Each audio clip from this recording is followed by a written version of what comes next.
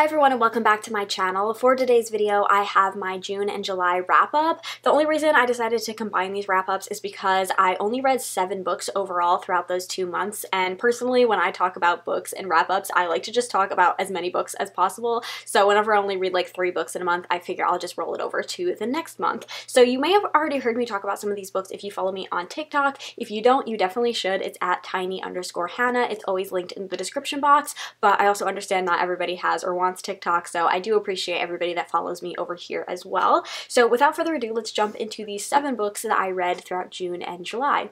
So as you guys may know, I am definitely back in my Five Nights at Freddy's era, and I had originally read the trilogy a couple years ago, actually many years ago, but I do know I talked about it on my YouTube channel back when I read it originally. So this is the first book in the trilogy, The Silver Eyes. I decided to reread it in preparation for the movie coming out because I just want all of the Five Nights at Freddy's content right now. I feel like at this point everybody knows what Five Nights at Freddy's is about. The book series isn't any different except that this trilogy does follow a different lore from the games, so if you go into this book expecting the same lore from the games, you are going to be disappointed. This follows the same characters but different history, different lore, if that makes sense. So I really enjoyed this. I definitely didn't like it as much as the first time that I read it just because it is written for kind of a younger audience, and I think I was right at the right age when I read it the first time, and being a little bit older, I found some more flaws in the story, but I still think it's a really decent read anyway, and I would totally recommend it to any Five Nights at Freddy's fans that want some extra content while they're waiting for the movie to come out. Next we have Lost in the Moment and Found by Seanan McGuire. This is the latest installment of the Wayward Children series. At this point, there are so many of these books I don't even know what number book we're on yet, but this is the latest one to have come out unless another one has snuck out without me realizing it. But I tend to read these pretty soon after they come out if I'm able to get them from the library because they're very popular, so sometimes there's a wait list for them. But if you're unfamiliar with this series, it essentially is about these children that go through portals to other worlds, and then when they come back to the real world, they kind of have a hard time accepting that they're back in the real world, and they really want to get back to their other world, or they kind of have to come to terms with the fact that they probably won't go back to that other world again. And so a lot of the books in the series are more like companion novels, so some of them follow this home for these children that kind of helps them accept the fact that they might not make it back through their doorway to their other world, or it kind of helps them while they're back in the real world waiting for another doorway for them to appear and go through. But then some of the other books in the series will be more like prequels where we get to follow the children as they're going through their doorway for the first time and like discovering their other world, and sometimes they're good and sometimes they're really bad worlds and stuff like that. This book kind of fell somewhere in between. Like, this was a kind of different take than any of the other books in this series. Also, there have been a couple books at this point that have been considered good jumping on points for new readers. Personally, I would just recommend starting at the beginning with Every Heart a Doorway. That is my favorite book in the series. None of the other books have been able to top it so far, but I just feel like that is the best place to start, is at the beginning. But I think this book is one of the ones that is considered to be a good jumping on point. Like I said, if you know my history with this series, you might know that some of the books are hit or miss for me. There are some that I really love, they're like 5 out of 5 stars, and then there are some that just completely fall flat to me. This one fell somewhere in the middle. I did love the concept of this particular world that we explore in here, as well as the characters and everything like that.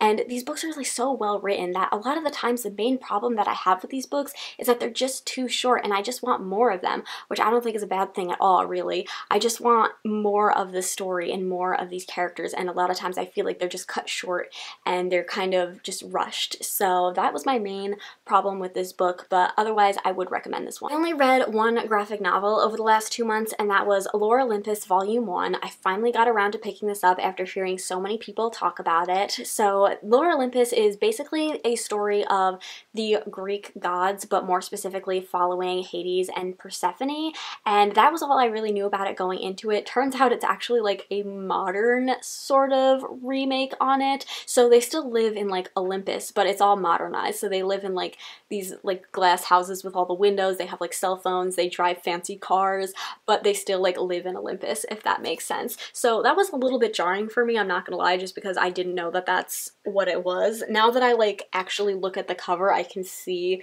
like the kind of buildings and stuff like that, so that was an oopsie on my part, but it was a little bit jarring for me when I started reading it and realized that they had like cell phones and stuff like that. And I do think that that kind of took a little bit away from me because I love Greek and Roman mythology, and one of the things that I love about it is like the architecture of that time period and that place, and that was very much lacking in here because of how it was modernized. So personally, that's just like a personal preference that I just didn't like the modern take on it. I will say though, this is a really beautiful book. I don't want to spoil too much of the illustrations for you, but they're very like watercolor-esque, which I really enjoy, and they're very pretty to look at. So that's that as far as like the aesthetic of this book. As for the actual plot, I have to say I was a little bit underwhelmed with it just because this book felt so much like just a setup. Like we barely got to see Hades and Persephone like interact with each other. It just very much felt like the beginning of a story and that there should have been way more to this. I did actually talk about this on my TikTok, to which I got a lot of responses from people telling me that this originally started as like a web comic, I want to say, and that this is very much only like the beginning portion of it, and I guess because of how long it is, they had to cut it into so many parts. So I guess the way that this feels more like an introduction than like its own volume of a story is not a fault of its own. I don't really know how to explain it, but that is what I thought of it. It just felt like an introduction. Like I didn't feel like we got like the meat of the story. So I am going to read volume 2 and see how that goes. I want to see Hades and Persephone actually like start a relationship and stuff like that, because that's like what this is supposed to be about. But if I don't like volume 2, I may not continue on because it just was kind of underwhelming for me. I will say you do need to look up trigger warnings if you're considering picking this book up, because there is some heavy topics in here that I was not expecting, and that was also a little bit jarring just because I'm not used to reading about those kinds of topics where it's like actually depicted sort of on the page, because this is a graphic novel rather than just like words in a book. So definitely look up trigger warnings for it. And there's lots of things about this book that I can easily see becoming problematic, which I hope doesn't happen in volume 2, but we will see. So that's my very rambly thoughts on this thus far. I then read 2 thriller books. One I really enjoyed and one not so much. So we'll start off with the one that I was less impressed with, and that is The Prisoner by B.A. Paris. I was actually so disappointed to not really enjoy this book because B.A. Paris is one of my favorite thriller authors, but unfortunately this one just fell kind of flat for me. Straight off the bat, I've already kind of forgotten what the plot was about. What I do know is that it took place over alternating timelines, so one in the present and one in the past, and there are certain books where they do that and it's totally fine. In this book, I felt like it was a little bit jarring. Like it kind of kept pulling me out of the story when we would switch back and forth in the different timelines, and I also just feel like it made the pacing of the book kind of weird. Like it just felt like everything kind of happened at the beginning and then the ending was really rushed, if that makes sense. So the pacing was weird, it was a little bit jarring to read, and I also just didn't really like the characters, which usually the plot of a thriller book, even if I don't like the characters, if the plot is really good, that will make up for it. But the fact that I found the plot just kind of on top of I found the characters just kind of made for this to be just not a very good thriller for me. So that was really disappointing because like I said, I really enjoy B.A. Paris's other books. So pretty much any of their other work I would recommend before I would recommend this one. Moving on from that, we have the thriller that I did really enjoy, and that is House Across the Lake by Riley Sager. You guys know I am slowly but surely making my way through Riley Sager's books, and he has yet to disappoint me with any of his books, and this one was no exception. So this one has a concept that is a pretty familiar thriller concept, and it's where we're following this woman that lives in this house on the lake, if you couldn't have guessed from the title, and she ends up spying on her neighbors with her binoculars, and she witnesses something that she shouldn't have. I'm sure you guys probably recognize that premise based off of a pretty popular thriller book of a couple years ago called The Woman in the Window, which is a thriller that I read and I did not enjoy, but I feel like this book takes that concept and actually executes it well. So So I really enjoyed this. I will say this is probably my least favorite Riley Sager that I've read so far, just because similar to the last book that I talked about, I didn't love the characters in here.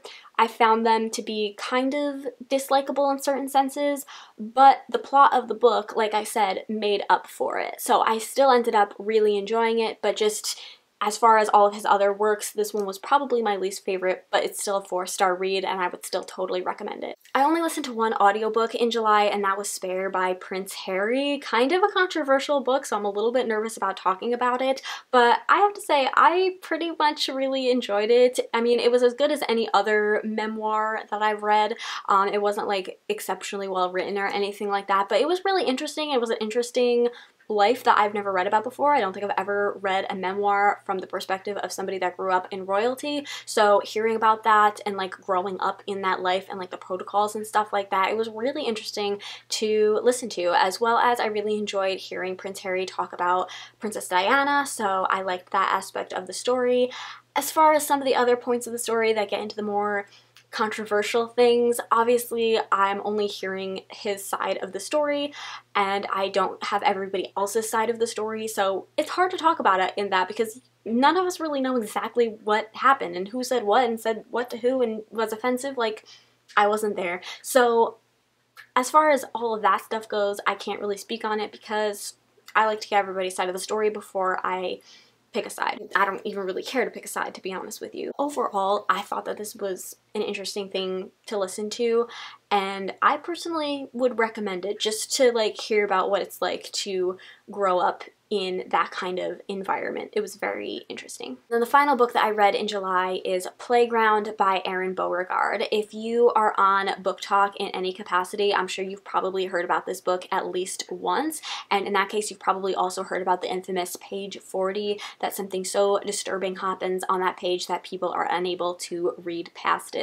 So naturally, me being me, as soon as I heard about this book, I immediately ordered it because I needed to know what happens in this book. So, but just in case you have no idea what I'm talking about, I will still explain the plot of this book to you. So, Playground, I am actually covering up part of this cover on purpose because it has a very gory cover, and I'm pretty sure it would be fine if I showed it, but I don't know what is gonna upset YouTube these days, so I'm just gonna cover it up just to be safe.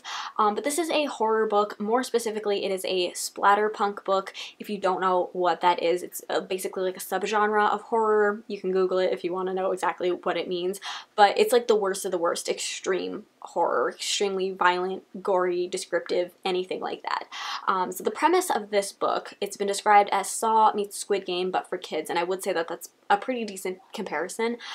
So it's about these sort of financially struggling families, and they are given this opportunity that they will get a couple $1,000s if their children test out this new playground. But it's very hush-hush. They can't tell anybody about it or when it's happening or where it's happening, and they get $1,000 up front, and then they get the rest of the money once their kids actually start playing on the playground.